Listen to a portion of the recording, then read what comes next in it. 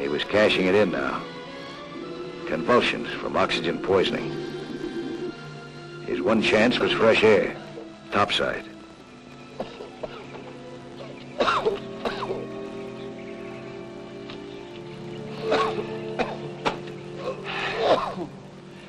You got oxygen poisoning. This is a rebreather. You know you're not supposed to use this below 30 feet, don't you? We were working at 50. Pete, you could have killed yourself. If you'd have let me do it the way I started, it'd have been all right. I'm sorry you got into trouble. Use your tank, huh? It's a lot safer. Now, look, big shot. I don't need you to tell me what kind of equipment to buy, see? I had this rebreather made special. I've been diving with it for years. You get it? Come on, honey, let's go.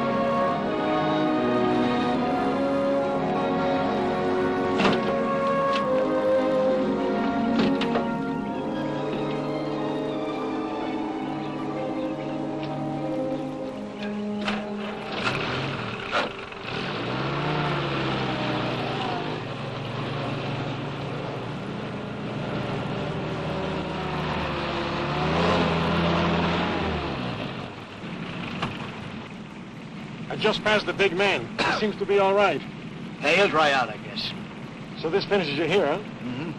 You won't need me to help pull out that junk. Guess you get a crane, huh, to do the job? Yes. As soon as I can get some men together. Well, there's no rush. It'll be at least a couple of days before Durango's able to do any more underwater work for you. He's a good boy, that one. Yes, he is. Say, you'll be coming back again someday, huh, amigo? Bet I will. Oh, say, I'm not flying out until tomorrow morning. Why don't you drop by the hotel when you get through here, huh? I will.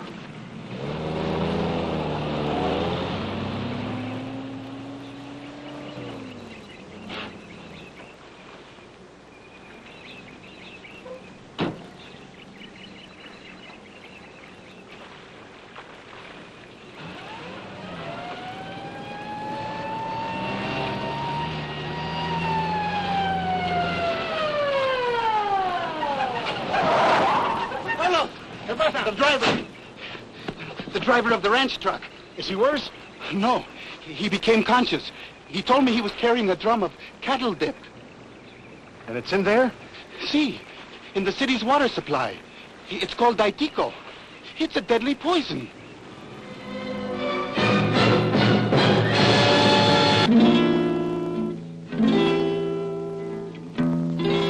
I was all set to leave South America. My work in the city reservoir was wrapped up early despite the accident that injured my assistant. Hey, Carlos. I'm sorry, Senor Nelson, but we need your help. The truck that overturned this morning. Yeah? One of the drums that fell in the reservoir contains cattle dip, Daitico. It's a deadly poison. How deadly? Enough to contaminate the whole reservoir and poison the entire population. We could shut off the pumps, but what's going to happen to the people without water? Yeah, we gotta get it up. Fast, before it starts leaking. Here, I'll take that. Thanks. Durango, he won't be able to help. I'll have to get Pete Butler. Yeah, but that gear of his, it's not safe. I'll pick up Durango's tanks. Okay, good. I'll meet you at the reservoir, huh? All right. No. Now, I'm going to tell you once more, Nelson. I'm going to make it plain. I'm not going to help you. Now, will you get out? I'm sorry, Mr. Nelson. Not your fault. You're not a man. I've wasted all these years thinking you would be someone. I hated to Now, you pull it, fire!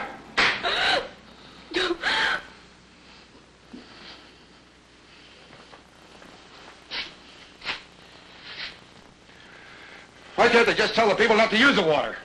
And how do they do that? Do you think you're in America, where people have telephones and radios? How about the poor people? They only have one tap at the end of the street. Are you going to tell each one? Well, they're just going to have to turn it off at the main valve then.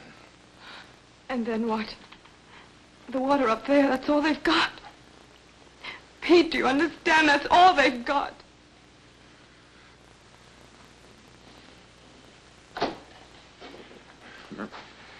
Maria, I can't even use my own equipment. It's too deep. You heard what they said. They're bringing Durango's equipment for you to use. Pete, you must help them. Please. You're right. As usual.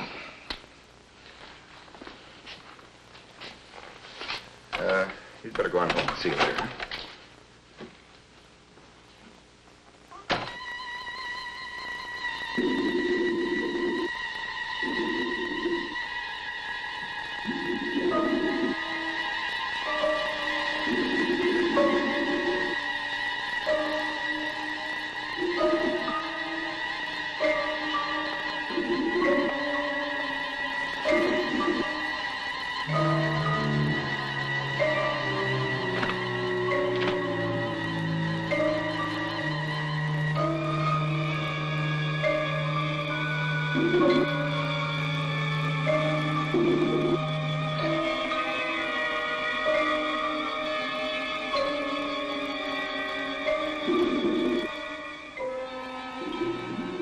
Well, now we were getting somewhere.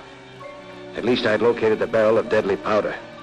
Under all that debris, it was wedged in tight. It had to be gotten out of there and out of the reservoir. And now wouldn't be a minute too soon. If any sizable amount of water leaked in, the powder inside would expand and burst the barrel like a homemade bomb. Once that happened, the reservoir would be useless for months.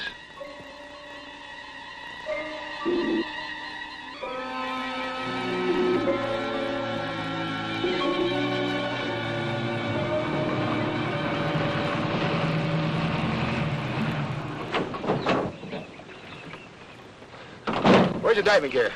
Durango's tanks are empty. Empty?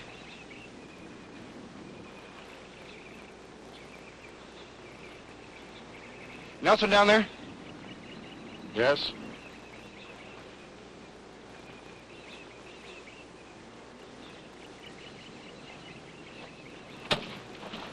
Wait a minute. Mike says those things are insane. He does, huh?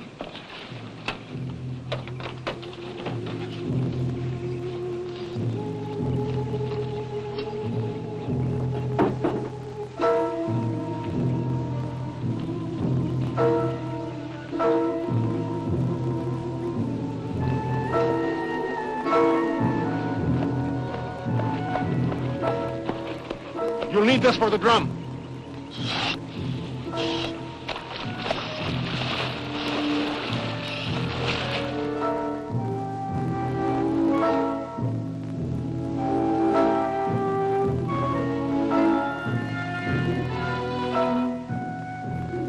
I never thought I'd be glad to see Pete Butler.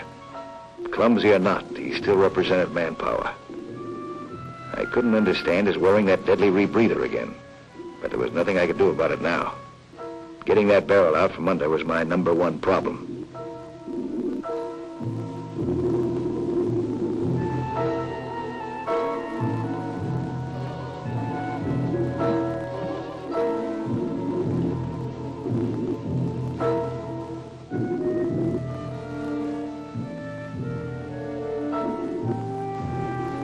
This time, Pete behaved like a working diver, an active member of a team.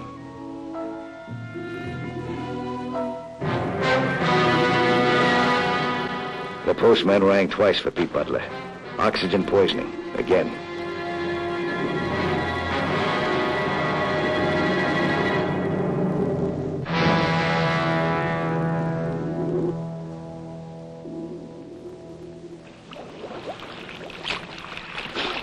You want to get oxygen poisoning again? Where's Durango's tank? His tanks are empty. I can make it.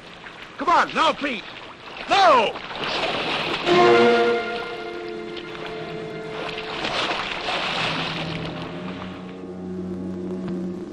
Never judge a book by its cover, or a man by his mouth. One thing Pete Butler wasn't was a coward. Going down again to 50 feet and view of this demonstrated susceptibility to oxygen poisoning meant serious danger for him. Death, maybe. If he hadn't known that before, he knew it now. We made good headway. We might get the job done in time after all. While Pete worked the lever, I tried to pull the barrel clear. It didn't work. Just the opposite. Now we were in real trouble. The whole district was. Water was getting into the barrel. At any moment, the expanding powder might push off the lid. Then poisoned water would be on its way, irretrievably, to every tap in the city.